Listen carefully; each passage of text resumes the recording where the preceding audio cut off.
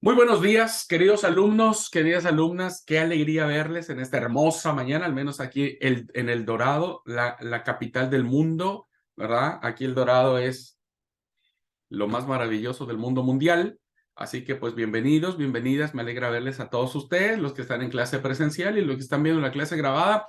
Ruego que el Señor Dios Todopoderoso los bendiga, los guarde, los sostenga en fe y en esperanza, ¿verdad? Y que, bueno, si alguien está pasando por un momento difícil, recuerde Pentecostés y recuerde que los discípulos fueron llenos del Espíritu Santo para tomar valor y poder encarar las cosas que venían por delante. Bueno, entonces estamos en esta dinámica de ir analizando los temas. Bueno, recuerden, es muy importante que ustedes, si algo no queda claro, pues lo puedan compartir aquí en la clase y puedan ustedes compartir lo que investigaron, lo que leyeron, lo que entendieron, ¿verdad? Muy bien. ¿Qué pudieron? Vamos a entrar antes de ver la sección que nos toca hoy. ¿Qué pudieron investigar sobre los apóstoles, hermanos? O los discípulos. ¿Quién pudo tener un tiempito ayer en el día y en la tarde para investigar sobre estos 12 hombres que, como siempre les dije, no les hacemos mucha justicia? Sí, díganme. Pastor, yo la verdad soy bien sincera, no tuve tiempo ayer de tarde no tuve tiempo y de noche tenía el cumpleaños de mi hijo, voy a ser bien sincera, no No, está investigué bien. nada y ni siquiera miré la segunda parte de la clase, por la segunda parte de la clase no pude asistir, así que no hice nada. Tranqui, tranqui, no pasa nada, no pasa nada. Lo más que puede pasar es que te repruebe, pero no pasa nada. O sea, olvídense, hermanos, olvídense. Gracias. Me va a tener el otro año de vuelta, ¿de conviene? El seminario es permanente, entonces, bueno, ¿quién, hermanos? Cuéntenme. Doris, sí, Doris, abre el Eh, micrófono. Buenos días, sí. Yo algo hice, ¿no es cierto? De Juan, de André, de Felipe, de Mateo. Voy a leer por lo menos de Juan para dejar un lugarcito para los Bueno, demás. bueno. Era nativo de Galilea, el padre Zebedeo, la madre Salomé. Fue un pescador con oficio en el mar de Galilea. Lo consideraban el más joven del grupo. Probablemente vivía en Capernaum. Fue compañero de Pedro. Junto a su hermano Santiago, Jesús lo llamó y escribió el Evangelio, las cartas juaninas y el Apocalipsis. No impidieron ver la tremenda personalidad y la altura espiritual que a Juan se le adjudica. Fue el discípulo a quien Jesús más amaba y cuidó a María, madre de Jesús, a pedido de éste. Le adjudicaron lo, lo adjudicaron el destierro en la isla de Patmos y falleció aproximadamente en el 101 después de Cristo. Eso es lo que conseguí. Interesante información sobre Juan. Hay mucha información, muchas tradiciones en torno a Juan, porque bueno, recuerden que se le atribuye la teología juanina y todo esto, ¿verdad? Y se cree que sí, muere a finales del primer siglo. Gracias, Doris. ¿Alguien más? Voy a leer lo que tengo sobre Pedro, hermano. Sobre Pedro, Eh, bueno. bueno, dice que el significado de su nombre es piedra, el griego Petros. Bueno, dice que Pedro Simón, hijo de Jonás, era un pescador de temperamento fuerte e impulsivo. Ujú. Negó a Jesús 3 veces, pero luego tuvo un ministerio poderoso que bendijo a miles de personas. Autor de 2 cartas por libros del Nuevo Testamento. Y averigüé sobre su, su, su muerte. Dice que murió crucificado, pero que él pidió que lo crucificaran boca Ujú. abajo porque no era digno de morir como su maestro. Así, eso fue lo que miré, hermano. Muy bien, excelente, excelente. Sí, las tradiciones dicen que Pedro murió igual crucificado como el Señor, y según no recuerdo quién es el autor, él pide que lo crucifiquen boca abajo, porque dice que era indigno de morir como su Señor. ¿verdad? Y bueno, Pedro también es un personaje importante. Muy bien. Karina. Sí, pastor, bueno, averigüé y bueno, estuve mirando también de Matías, el Ok. apóstol Matías. Bueno, no hay mucha información sobre Matías. Únicamente que dice que en las Sagradas Escrituras dicen que fue testigo en la vida pública de Jesús, permaneciendo fiel hasta el final. Y el nombre Matías proviene del hebreo y significa regalo de Dios. Ok. Lo que sí, le hago una pregunta, ¿por qué Matías no está nombrado con los 12 discípulos? Sí, se le menciona entre los 70, pero no está después con los otros 12 discípulos que son elegidos. ¿Vos te referís al Matías que fue elegido en lugar de Judas Iscariote? Sí, Ujú.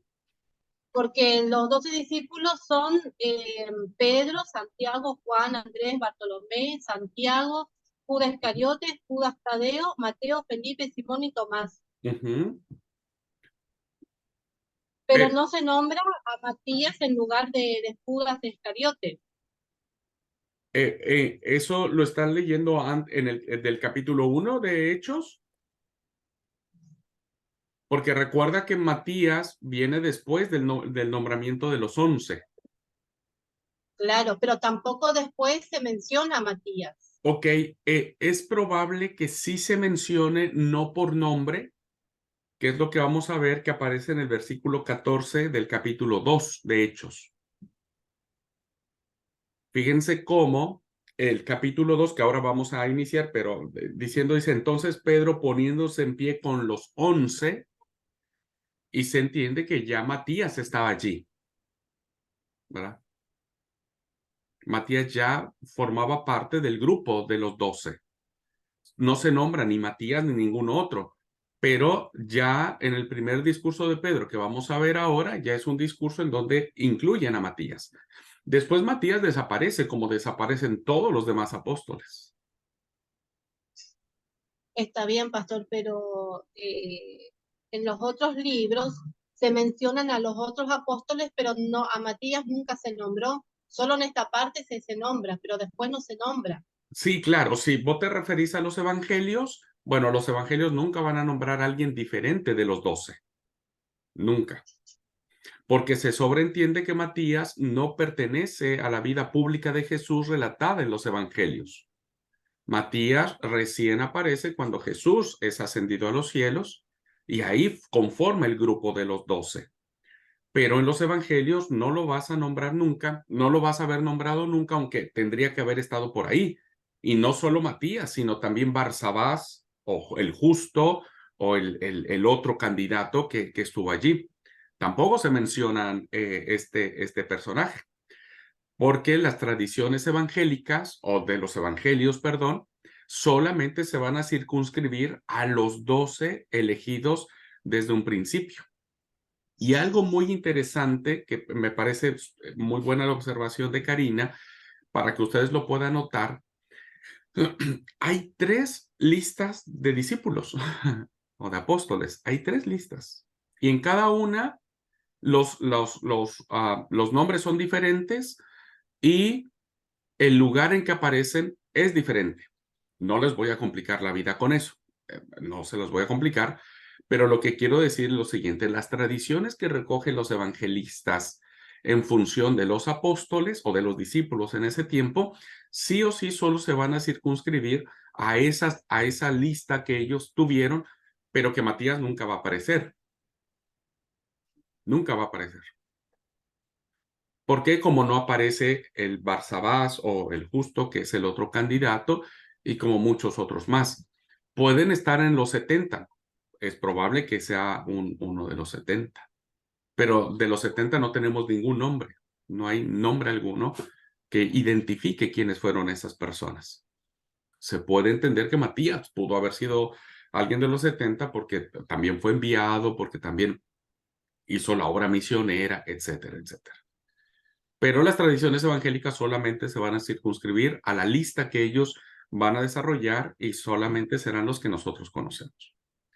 Matías entrará ahí en la historia, ¿verdad? En su elección. Como dije ayer, lo importante no era Matías para Lucas, porque pudo haber quedado Matías o pudo haber quedado el justo. Para Lucas lo más importante era completar el número de las 12 tribus de Israel. Ya después se nombra aquí en los 11, ya se entiende que es Matías allí, se dice que no tiene nombre, ¿verdad? Pero ya está en los 11, 11 y Pedro son 12, listo, está el número cerrado. Y después desaparece. Y creo que es el que menos se sabe de él, de las tradiciones que se recogen, de los padres de la iglesia es del que menos se sabe. Liti dice, solo se encuentra que fue un suplente del discípulo. Claro, es el que toma el lugar de el Iscariote. Bueno, muy bien, Bere. Pero interesante observación de Karina en cuanto, sí, ¿por qué no aparece el discípulo? ¿Viste? Matías. Perdón, sí, comentando nada más, ayer viste que yo decía esa parte que justamente era el único momento donde aparecen Matías y Barsabás, es ahí en donde se les propone para tomar el lugar de Judas, no aparecen en ninguna otra parte de la Biblia, en ninguna otra porción. Bueno, yo investigué también de algunos y voy a leer el de Bartolomé, que era hijo de Ptolomeo y dice que su relación se le vincula mucho se le vinculaba mucho con Felipe y también era conocido como Natanael. Según en el Evangelio de Juan, es conocido como el rebelde. Y es uno de los discípulos a los que se le apareció Jesús después de su resurrección en el mar de Tiberíades. También fue testigo de la ascensión de nuestro Señor Jesús y dice que no hay posibilidad de precisar en qué lugares él ejerció su apostolado, aunque según las tradiciones se cree que pudo haber sido entre la India, Arabia, Etiopía, Egipto o Armenia, en alguno de esos lugares. Pero algunos otros estudiosos dicen que pudo haber ejercido su apostolado en Frigia, Polimio, y Ponto y Cilicia. De su martirio, por ejemplo, la tradición dice que fue degollado vivo. Y ¿qué más podría comentar? No, solamente rasgos generales sería más o menos eso sobre Bartolomé. Bueno, yo les motivo a que sigan investigando más sobre los discípulos. Es apasionante porque, como dije, nosotros siempre hemos creído que nuestra fe está fundada en la predicación apostólica, pero los apóstoles no solo fue Pedro, ¿verdad? No solo fue Pedro. Y seguramente Matías también contribuyó a esto, ¿verdad? Adelante, Dina. Sí, yo estuve investigando, pero no tomé nota de nada. Abrí varias páginas. Me llamó la atención en los lugares que los apóstoles luego se dirigieron a hacer la misión evangelística. Claro, la Biblia no nos habla de ello, pero ¿cómo podemos, en qué se apoyan para dar esa información de que fueron a distintos países? Pues me quedó eso, ¿no? Porque digo, ¿cómo saber que fue así, no?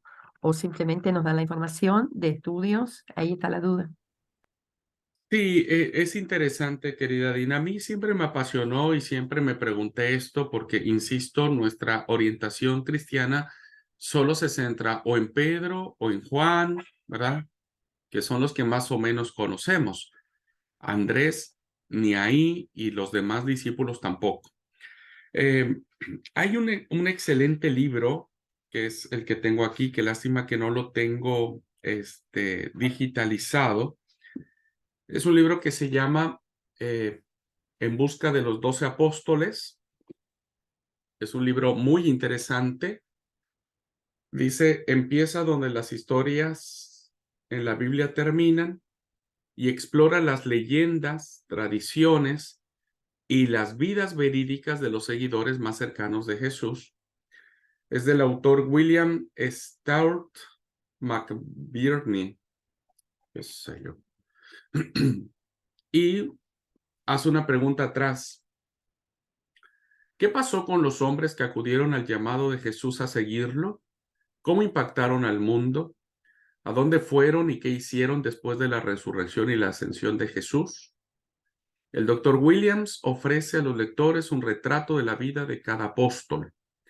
El autor compiló su información viajando a los lugares donde los apóstoles vivieron y visitaron, estudiando la escritura y la historia bíblica, y llevando a cabo su propia investigación original. Comenzando donde el libro de Hechos termina, el autor rastrea a los 12 y a otros que edificaron los cimientos del cristianismo, haciendo que esos hombres cobren vida de nuevo. En busca de los 2 apóstoles es una lectura intrigante para cualquier persona interesada en el cristianismo y su impacto transformador en el mundo. Bueno, es un libro que recomiendo, es un libro que yo ya lo leí, incluso me llamó mucho la atención que no solamente el autor habla de los 12 que conocemos, sino que trae información sobre Juan Marcos, Bernabé, Lucas, Lázaro y el apóstol Pablo. Ahora, contestando un poco la pregunta, aquí me gustó mucho este libro porque es un libro de investigación muy bien documentado, que tiene muchas bibliografías, muchas referencias, no es un libro hecho al azar. Y la mayoría de las tradiciones que se gestan alrededor de los apóstoles o de los discípulos tienen que ver básicamente con tradiciones que se fueron forjando en el primer siglo, en el segundo siglo, pero después se convirtieron en leyendas, ¿verdad? En leyendas, porque no tenemos una información bíblica al respecto.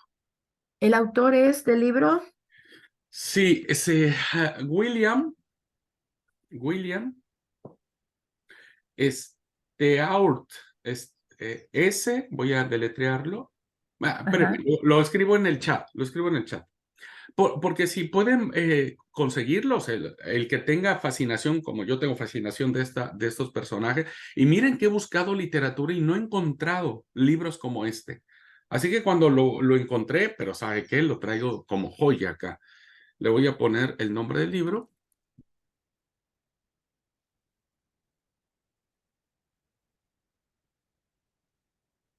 Este es el nombre del libro, el autor.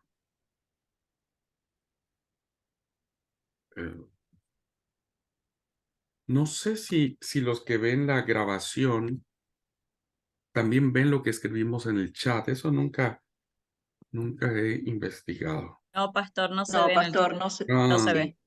no se ve nada. bueno, si alguien viendo la grabación quiere el nombre del libro, escríbame a mi correo, a mi WhatsApp y yo les paso por WhatsApp. Es tem- este, u- ar- war- mac. ¿Qué nombre es tan raro, che? Y la editorial, ahora les digo qué editorial es. Es muy buen libro. ¿Qué quieren que les diga? Muy buen libro. Y la editorial es Tyndale. Tyndale.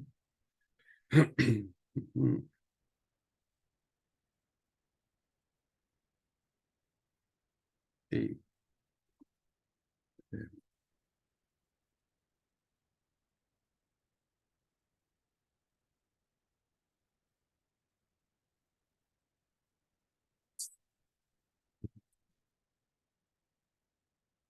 Es el editorial Tyndale y yo tengo la edición.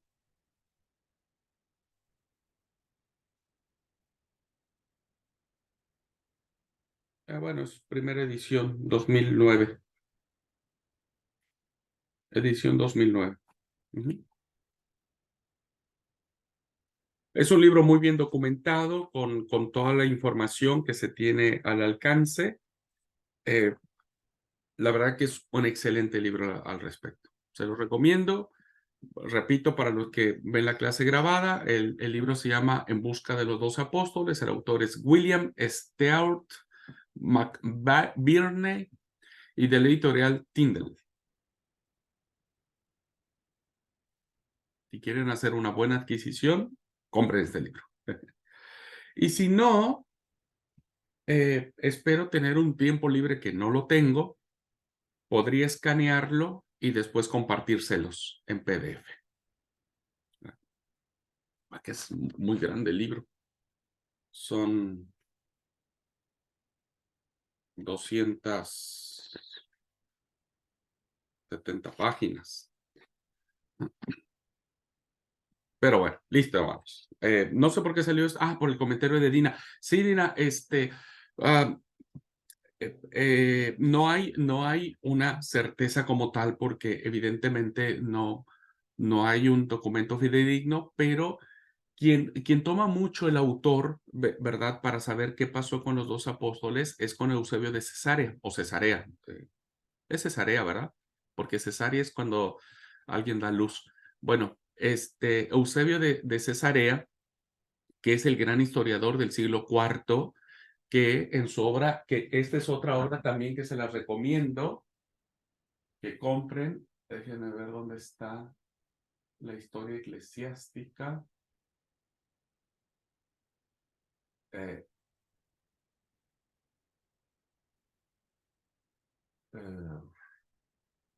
que es un libro también que si alguien quiere seguir investigando sobre esto, aquí está.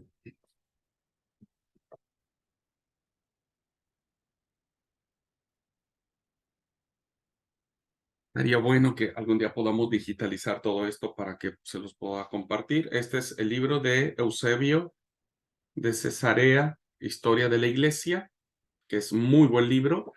Y en este libro aparece lo que el historiador dice acerca de no solo de Jesús, sino de Juan el Bautista, de los apóstoles, qué le pasó a los apóstoles.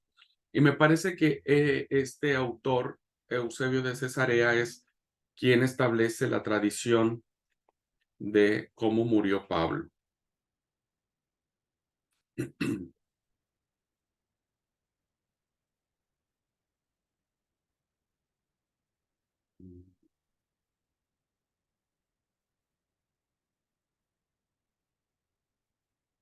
Incluso acá nos habla de cuando Pablo fue enviado preso a Roma y después fue absuelto, salió de la cárcel y se dice que por esta referencia de Eusebio,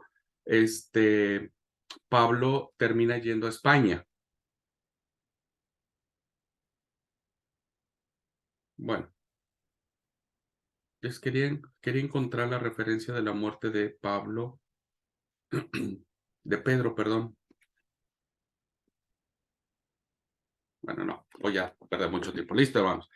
También es un buen libro si ustedes algún día quieren seguir investigando sobre la historia de la iglesia. Eusebio de Cesarea es un buen ejemplo. Listo. Vamos a leer. Estamos ahora capítulo 2, versículos del 14 y vamos a hacer una lectura extensa. Les voy a pedir si están en oportunidad de leer, que alguien lea por favor del 14 al 21, si son tan amables. Otro más que lea del 22 al 36, que es el segundo bloque que vamos a analizar, y el otro del 37 al 42. Ay, Dios mío.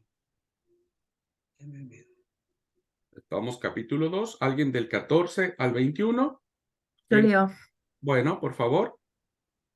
Entonces Pedro, poniéndose en pie con los 11, alzó la voz y les habló diciendo: varones judíos, y a todos los que habitáis en Jerusalén, esto os sea notorio y oíd mis palabras. Porque estos no están ebrios, como vosotros suponéis, pues que es la hora tercera del día. Mas esto es lo dicho por el profeta Joel. Y en los postreros días, dice Dios, derramaré mi espíritu sobre toda carne, y vuestros hijos y vuestras hijas profetizarán. Vuestros jóvenes verán visiones, y vuestros ancianos soñarán sueños. Y desiertos sobre mis siervos y sobre mis siervas en aquellos días derramaré de mi espíritu y profetizarán. Y, y daré prodigios arriba en el cielo y señales abajo en la tierra, sangre y fuego y vapor de humo. El sol se convertirá en tinieblas y la luna en sangre, antes que venga el día del Señor, grande y manifiesto, y todo aquel que invocare el nombre del Señor será salvo. Muy bien. Eh,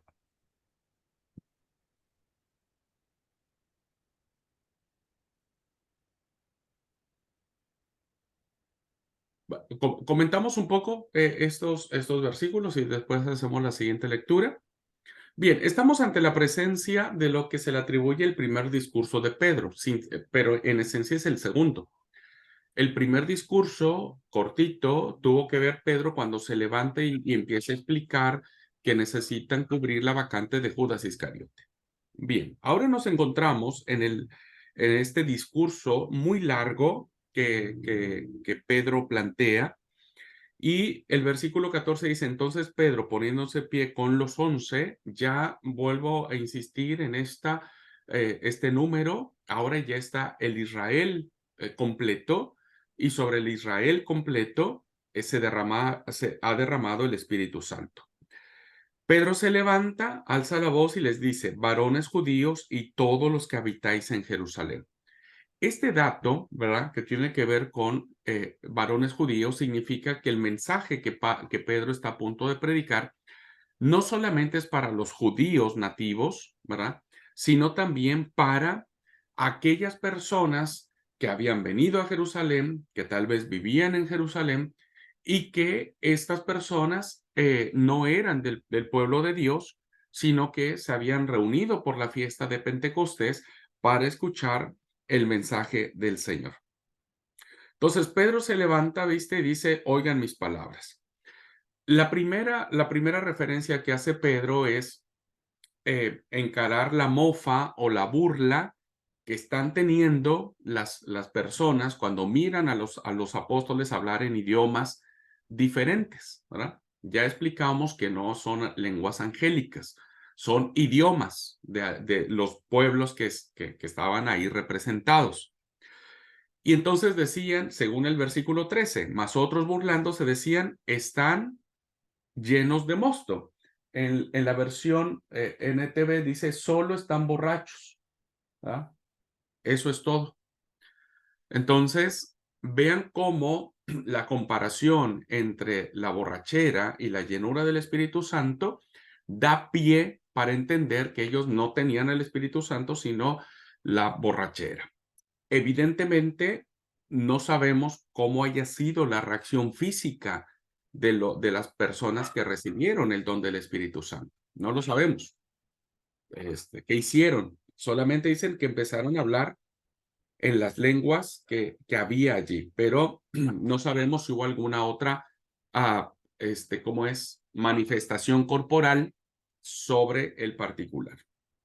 Y entonces Pedro en el versículo 15, estos no están borrachos, ¿verdad? ¿Cómo ustedes consideran que pueda ser? Puesto que es la hora tercera del día. ¿Qué hora era la hora tercera, hermanos? Las 9 de la mañana, ¿no? Muy bien, a las 9 de la mañana, pues ni siquiera los argentinos, ¿verdad? Estarían tomando algo para ponerse ebrios. Y entonces empieza Pedro diciendo, no están borrachos, ¿verdad? O no estamos, porque también sobre él se derramó el Espíritu Santo. Estas personas no están borrachas como algunos de ustedes suponen. Las 9 de la mañana es demasiado temprano para emborracharse, dice esta versión.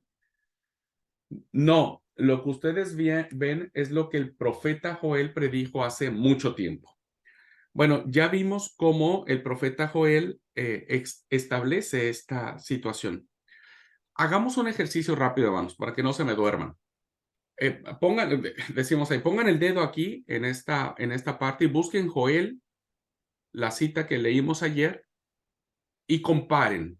¿Qué quita Lucas que no aparece en Joel o qué pone Lucas que no aparece en Joel? Vean, identifiquen si las dos citas que está planteando Lucas o que está tomando prestado de Joel es literalmente copia y pegue, o si hay alguna diferencia sustancial al respecto. Hagan este ejercicio, denle vuelta, lean palabra por palabra y vean, ¿verdad?, si hay alguna diferencia entre lo citado en el Antiguo Testamento por el profeta Joel y lo que Lucas va a tomar de esa cita del profeta Joel, ¿verdad? Y veamos qué diferencias hay.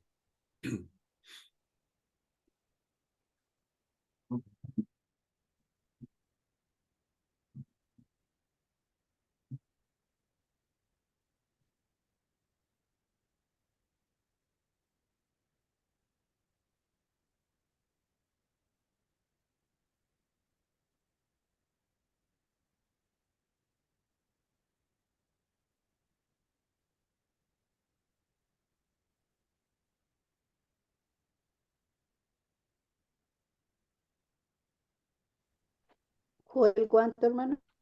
Estamos, perdón, Betty, Joel capítulo 2, del 28 al 32. Joel 2, capítulo 2, versículos del 28 al 32, que es la cita que está tomando Pedro.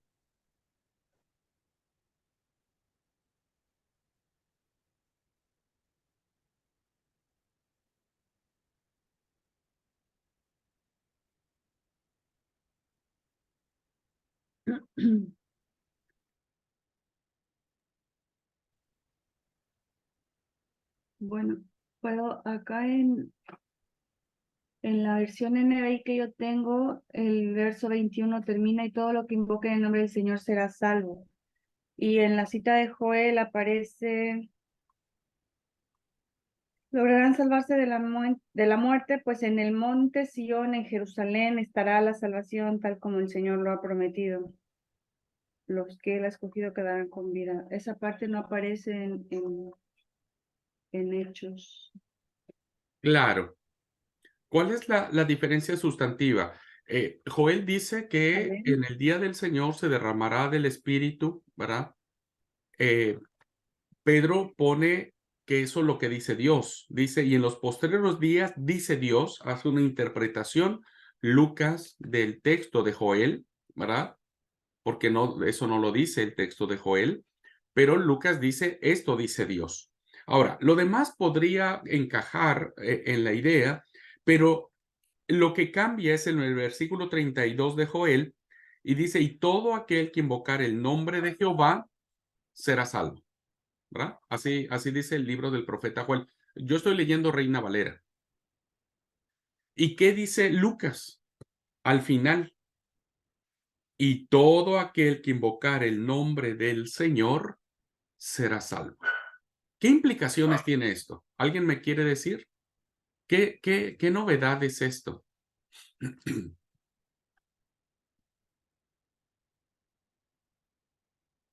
Joel dice, y todo aquel que invocar el nombre de Jehová será salvo. Y Lucas dice, y todo aquel que invocar el nombre del Señor será salvo. Ahí yo creo que está implicando a todos, no solamente judíos, sino a todos. Ok, está perfecta la observación, pero hay algo más allí que es mucho más poderoso, diríamos.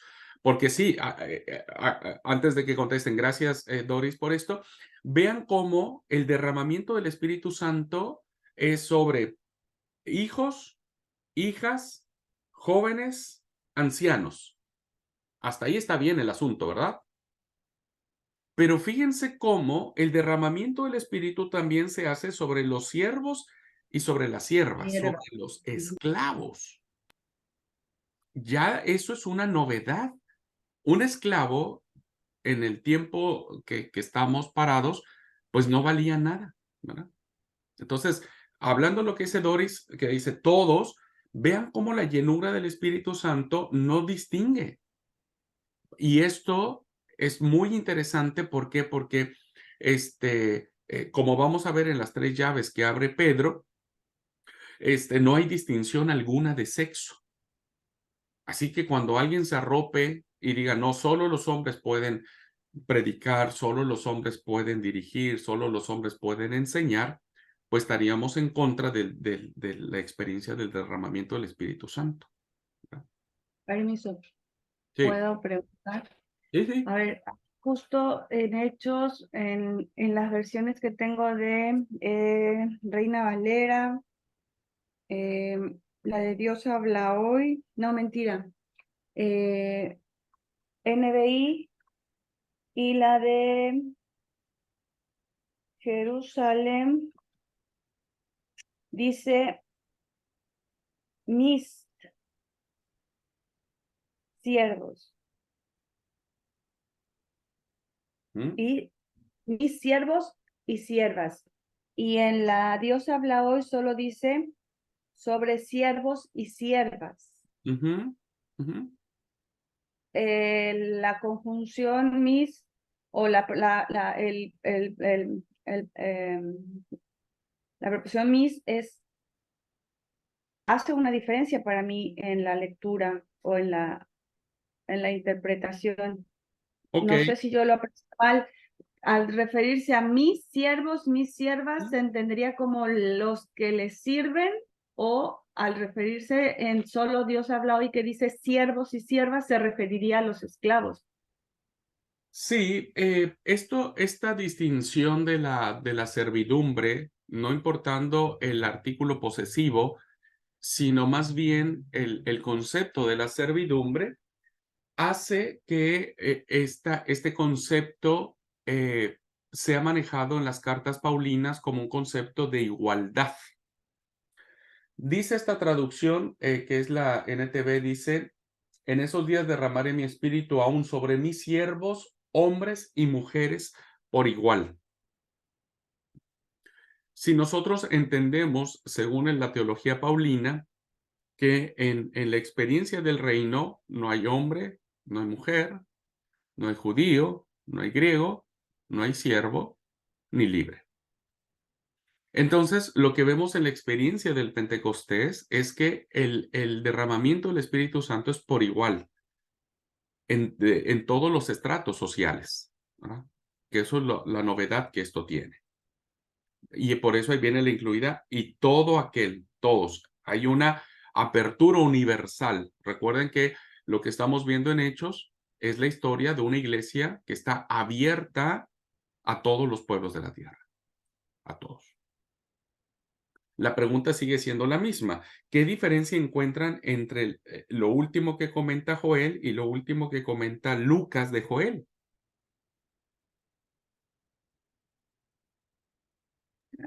Bueno, no sé si era entonces eso que me había apreciado, aparte de lo que vos comentaste, es que Joel habla sobre el monte de Sión y Jerusalén, y Lucas ya no lo menciona en Hechos. Sí, pensando un poco en estas comparaciones, ¿no? La pregunta sería solo del último versículo, del 21, con lo que cierra.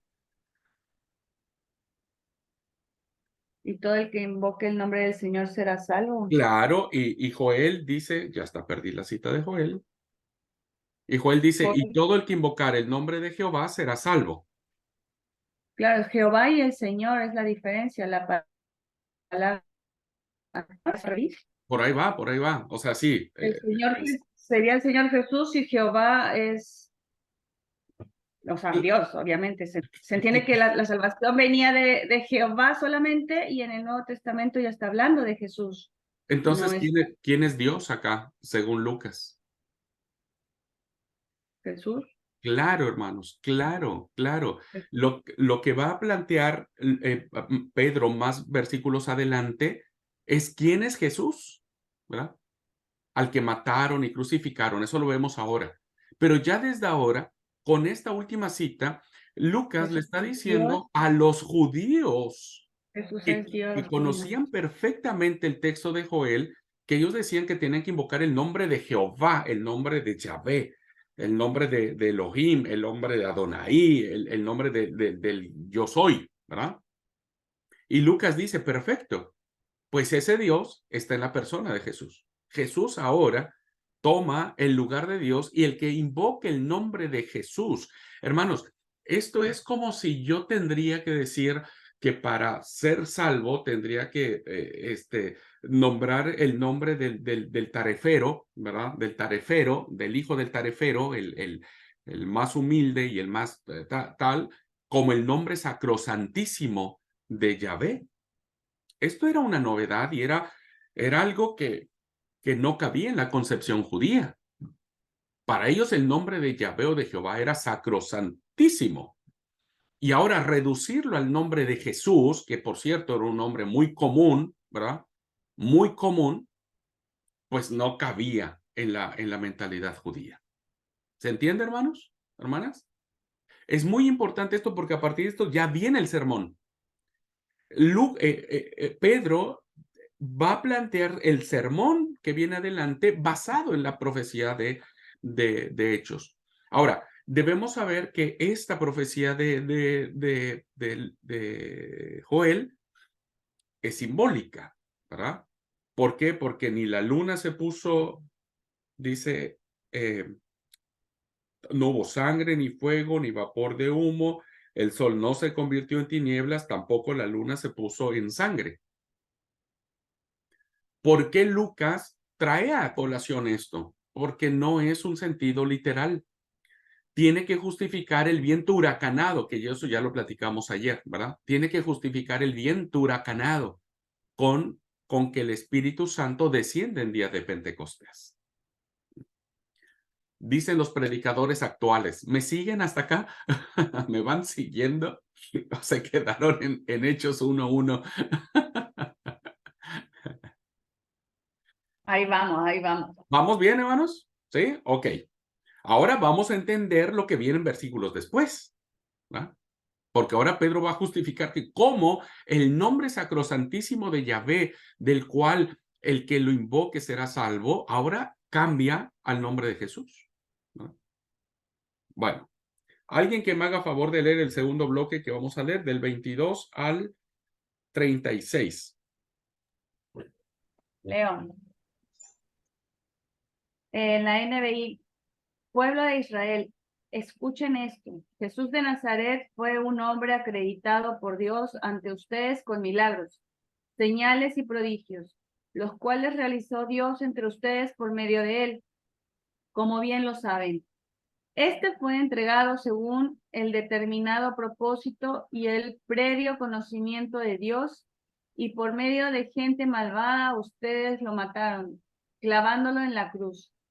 Sin embargo, Dios lo resucitó librándolo de las angustias de la muerte, porque era imposible que la muerte lo mantuviera bajo su dominio. En efecto, David dijo de él, veía yo al Señor siempre delante de mí, porque Él está a mi derecha para que no caiga. Por eso mi corazón se alegra y canta con gozo mi lengua. Mi cuerpo también vivirá en esperanza. No dejarás que mi vida termine en el sepulcro. No permitirás que tu santo sufra corrupción. Me has dado a conocer los caminos de la vida. Me llenarás de alegría en tu presencia. Hermanos, permítanme hablarles con franqueza acerca del patriarca David, que murió y fue sepultado y cuyo sepulcro está entre nosotros hasta el día de hoy. Era profeta y sabía que Dios le había prometido bajo juramento poner en el trono a uno de sus descendientes. Fue así como previó lo que iba a suceder. Refiriéndose a la resurrección del Mesías, afirmó que Dios no dejaría que su vida terminara en el sepulcro ni que su fin fuera la corrupción. A este Jesús, Dios lo resucitó y de ello todos nosotros somos testigos. exaltado por el poder de Dios y habiendo recibido del Padre el Espíritu Santo Santo prometido, ha derramado esto que ustedes ahora ven y oyen. David no subió al cielo y sin embargo declaró. ¿Hasta qué número, perdón? Hasta el 36. Dijo el Señor a mi Señor, siéntate a mi derecha, hasta que ponga a tus enemigos por estrado de tus pies. Por tanto, sépalo bien todo Israel, que a este Jesús, a quien ustedes crucificaron, Dios lo ha hecho Señor y Mesías. Amén. Muy bien. Espero que hayamos leído con suma atención este hermoso discurso. No lo vamos a poder desentrañar todo, nos llevaría mucho tiempo, pero dos cositas quiero mencionar sobre este discurso. Más bien tres, tres cositas. Si ustedes pudieran resumir este discurso de Pedro, ¿cuáles serían los puntos importantes que ustedes podrían mencionar como resumen de este discurso, de este sermón, de esta presentación? ¿Cuáles serían los puntos principales? Ustedes que son genios y genias para hacer sermones expositivos, ¿cuáles creen que serían las divisiones principales del sermón? Yo citaría uno por lo menos, hermano. Ajá, En el versículo 22 que Pedro enfatiza, ¿no? Dice, habla Jesús Nazareno aprobado, dice que lo que entre vosotros con maravillas, prodigios y señales. Yo sobresaltaría eso. muy bien. Entonces podríamos decir que Jesús fue un hombre muy bueno y muy poderoso, ¿verdad? Porque hacía muchas señales. Sí, Alan, con todo gusto. Estamos leyendo ahora Hechos, capítulo 2, versículos del 22 al 36. Estamos situados en ese texto. Muy bien. ¿Qué otro punto principal tocaríamos de este sermón? Betty. Hermano, la resurrección de Cristo. Ok, muy bien. Y diríamos entonces que este hombre bueno que hizo señales fue resucitado, ¿verdad? Por Dios. ¿Qué más? ¿Qué otro punto? El verso 36. Por tanto, sepa bien todo Israel que a este Jesús a quien ustedes crucificaron, la parte principal, Dios lo ha hecho Señor y Mesías. Perfecto. Entonces ahí completamos. Es un Jesús bueno que hizo muchos milagros, que es poderoso, que fue resucitado y glorificado. ¿Verdad? Y glorificado. Muy bien. ¿Qué otro punto tenemos en el sermón?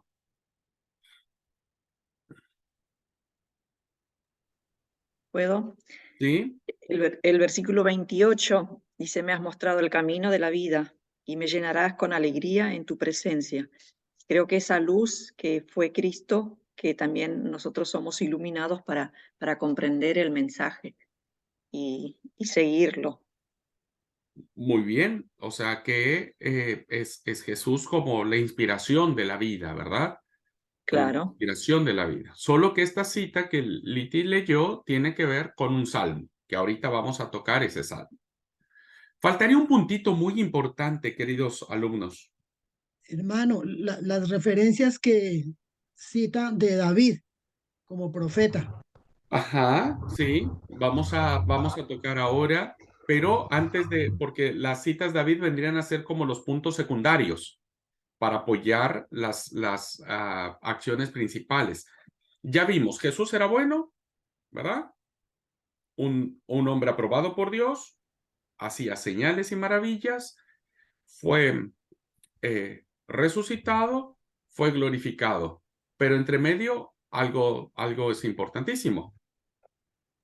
Será La la esperanza, crucifixión, la la gente esperanza que de lo condenó, perdón.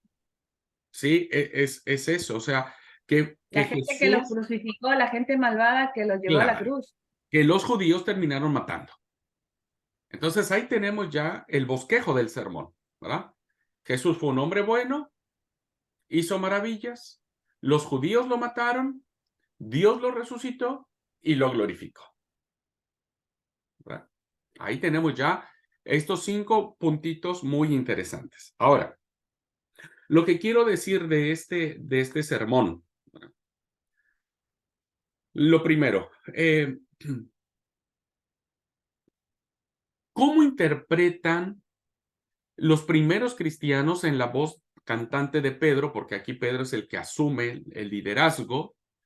¿Cómo interpretan los hechos ocurridos, verdad, de Jesús, un hombre bueno, hace milagros, los judíos lo matan, resucita y se glorifica? ¿Cómo lo entienden los primeros cristianos? Todo eso que pasó. ¿Cómo ellos lo comprenden? ¿Cómo lo interpretan? ¿Verdad? Que esto es algo fundamental para la fe cristiana y que Pedro lo dice clarito y que a nosotros nos puede hacer ruido, o al menos no lo habíamos considerado como tal. Pregunto si la pregunta que estoy haciendo, válgase la redundancia, es clara. Sí, hermano, yo creo que es el versículo 37 que todavía no lo hemos leído. Ok. ¿Qué hicieron? Sí, no, pero no es la reacción. Ya después vamos a hablar de cómo reaccionaron ante esto. Lo que yo digo es cómo estos 5 puntitos de nuestro sermón, ¿verdad? Que descubrimos de lo que Pedro era un capo, él tuvo mi clase de predicación expositiva. Entonces, ¿cómo interpreta Pedro o las primeras comunidades cristianas en voz de Lucas que eso que sucedió, sucedió? ¿Cómo lo justifican? ¿Cómo lo interpretan? Y sí, ¿cómo justifican esto? Alan dice, yo pienso yo que se les habría sido algo que sorprendió a esas comunidades. Claro. Ujú. Pero ¿por qué les sorprendió? ¿No? Por eso les decía, hay que leer despacito el texto, ¿verdad? Porque está allí. Porque ellos no creían que Jesús vino. Ajá, Puede ser, perfecto. ¿no?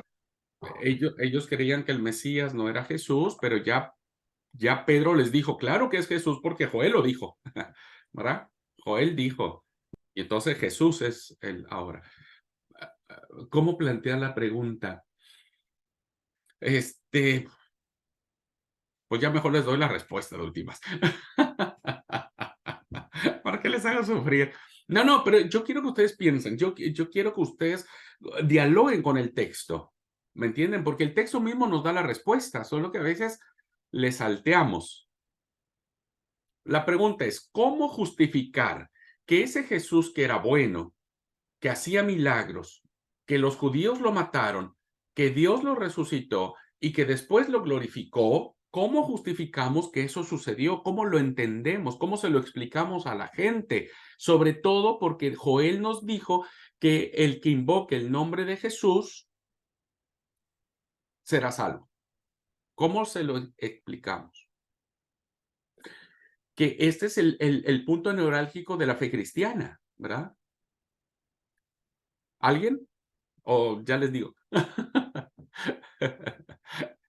Hermanos, esto está en el versículo 23. Esto es asombrosísimo. Esto es muy, muy profundo, muy poderoso, porque el versículo 23 dice, a este, hablando de Jesús, entregado por el determinado consejo y anticipado conocimiento de quién.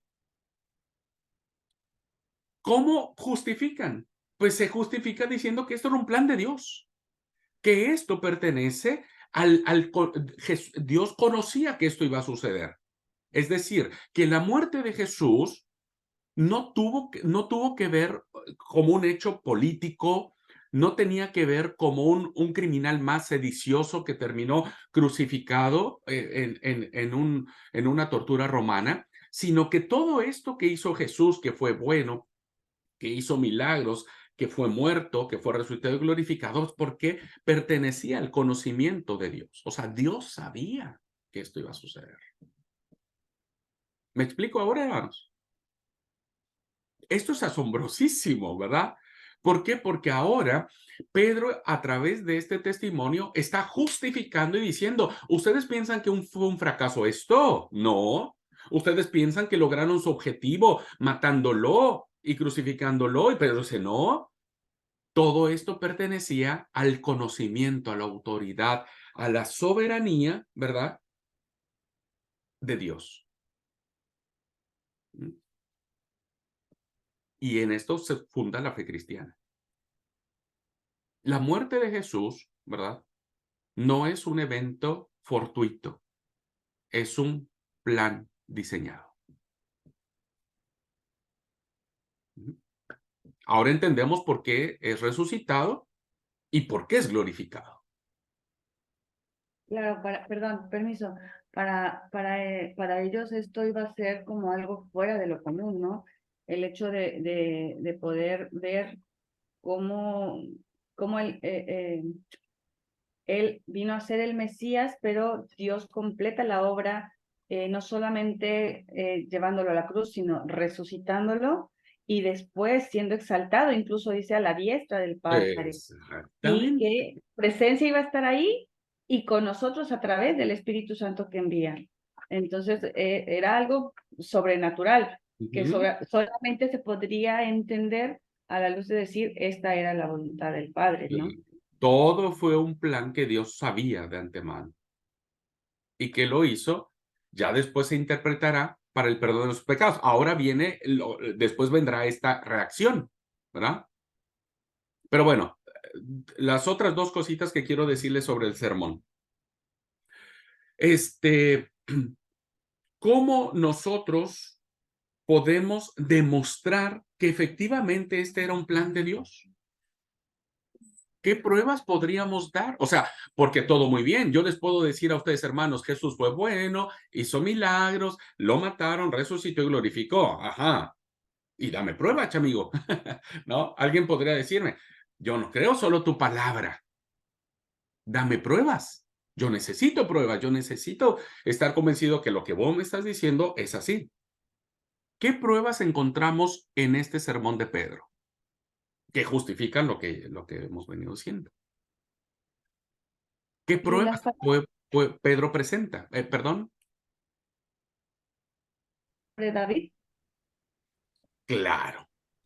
Lo que él empieza a hablar, las palabras que menciona de David expresaban la esperanza ya desde esa época para el pueblo ahora, y solamente se podía ver cumplida esas palabras en el Mesías, que era Jesús. Claro, porque recuerden, ¿cuál es el auditorio con el que está hablando Pedro? Pues es un auditorio judío. ¿Que conoce Sí. qué? Pues conoce las Sagradas Escrituras. el Antiguo Testamento.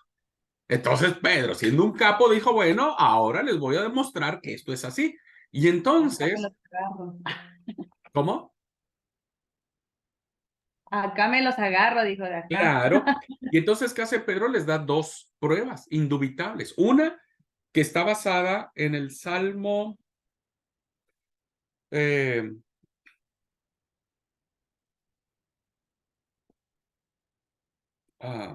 ahora les digo cuál es el Salmo en que está basado. El 16. 16. 8, 11. Sí, sí, el Salmo 16, ¿verdad? Y entonces, ¿qué dice? Vean lo que dijo David. Y dice de él, ¿no? Veía el Señor siempre delante de mí, porque está a mi diestra, no será conmovido, por lo cual mi corazón se alegró y se gozó mi lengua, y aún mi carne descansa en esperanza, porque no dejarás mi alma en el Hades, ni permitirás que tu santo vea corrupción. Me hiciste conocer los caminos de la vida, me llenarás en tu presencia. Y entonces Pedro hace hermenéutica. ¿Ah? Él también cursó la clase con el profesor Jesús Trejo, y hace hermenéutica. ¿Ah? Entonces, ¿qué dice Pedro? Vean ustedes, queridos hermanos, que el patriarca David se murió. ¿Verdad? Se murió, incluso fue sepultado y su sepulcro está hasta el día de hoy. ¿Qué quiere decir esto? Que David no estaba diciendo eso de él mismo, sino estaba diciendo de alguien más. Y bueno, resulta que ese alguien más se llama Jesús. ¿Me explico?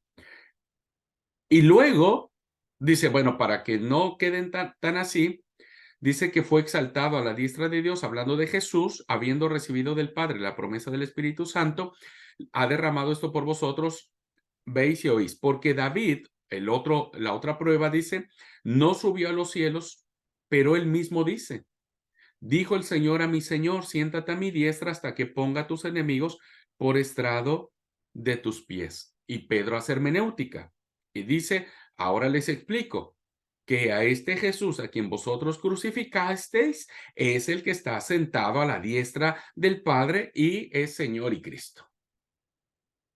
Entonces, en este sermón encontramos dos pruebas escriturales, ¿verdad? Que los judíos conocían perfectamente, que David había pronunciado, pero que Pedro les dice, se dan cuenta que cuando David escribió esto, porque recuerden que el salterio, hermanos, los salmos se le atribuyen a David, ¿verdad? Aunque sabemos que no todos escribió David, pero bueno. Y entonces lo que está diciendo Pedro es que lo que escribió David no lo escribió de él mismo, sino de alguien más. Y entonces ahora Pedro aplica estos textos a la persona de Jesús. ¿Sí, hermanos? ¿Me explico? Y ahí están las dos pruebas indubitables para creer esta situación. ¿Sí? Sí, hasta ahí vamos bien. Hasta ahí vamos. Ok. Bueno, antes de irnos al receso, dos observaciones más sobre este sermón. ¿Qué les dice a usted el versículo 33? Primera observación.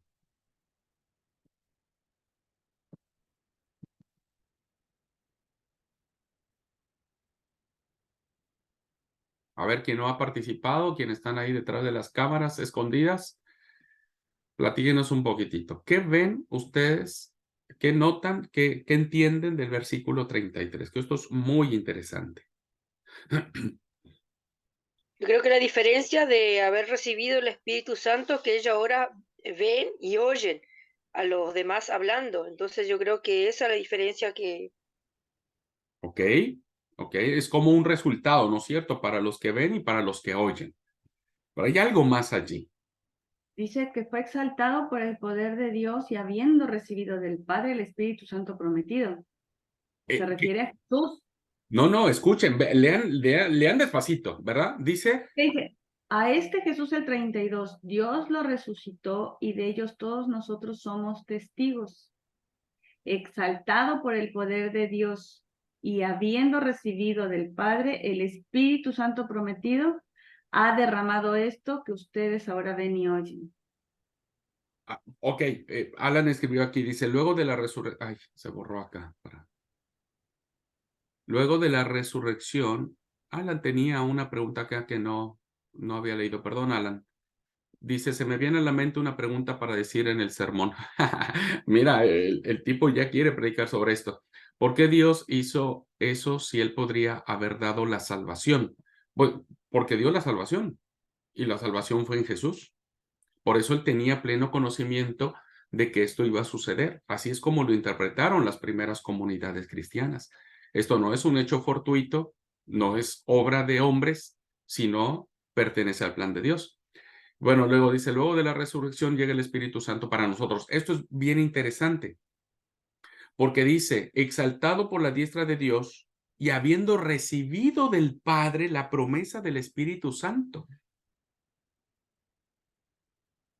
Esta promesa del Espíritu Santo que había sido anunciada incluso desde en los evangelios, dice que ahora el Espíritu Santo es derramado sobre nosotros. Este derramamiento del Espíritu Santo sigue siendo el eje central de la predicación, ¿verdad? De las primeras comunidades cristianas.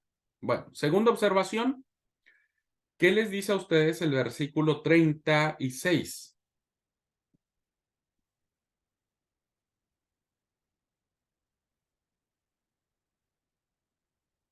Se dirige al pueblo judío, al pueblo de Israel. Ok, pero hay algo más allí. Con certeza que Dios ha constituido Señor y Cristo, al que ustedes crucificaron. Ajá, pero ¿qué de novedad tiene eso? Que Dios lo hizo Señor y Mesías, que era el Mesías que ellos no creían que fuese Jesús.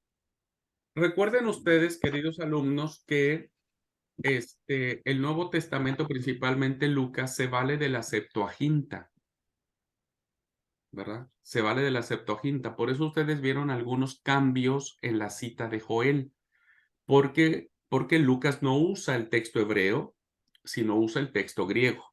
Esta es una observación. Segunda observación. El texto griego o la Septuaginta o la Biblia de los 70 o el canon griego, como ya lo conocemos, ¿verdad? Traduce el nombre Yahvé o el nombre Jehová, como quieran llamarle, denominarle, ¿no es cierto?, como Señor. El Antiguo Testamento, en la versión griega, a Yahvé no se le nombra Yahvé, sino se le nombra Señor. Entonces, Lucas está usando la traducción griega para atribuirle a Jesús el nombre de Yahvé. Señor Le y dice Cristo. Señor. Señor y Mesías. Primero Señor. Primero Sí. Señor. ¿Verdad? Señor y Cristo o Señor y Mesías, otra versión, dicen. Claro, pero estamos hablando de el primer título, que este título va a permear toda la literatura novotestamentaria. ¿Verdad? Por eso cuando nosotros le decimos Señor Jesús, ¿verdad? Estamos literalmente diciendo Dios Jesús o Jesús es Dios. ¿Me explico, hermanos? Ahora, dice y Cristo. Y ya todos sabemos qué significa Cristo. ¿Qué significa Cristo? Pues el Mesías, el ungido de Yahvé, el siervo de Yahvé, según dice Isaías. Estos dos títulos, queridos alumnos, serán lo que acompañará y se determinará en mayor medida la teología del Nuevo Testamento. Estará enraizada en el concepto de Señor como Dios y en el concepto del Mesías como ungido de Yahvé o como el siervo de Yahvé.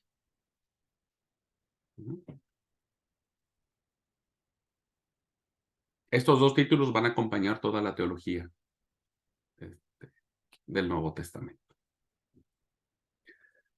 Bueno, pues vamos al receso, ¿les parece? Tomamos unos minutitos de receso. ¿Alguna pregunta hasta aquí, hermanos, hermanas?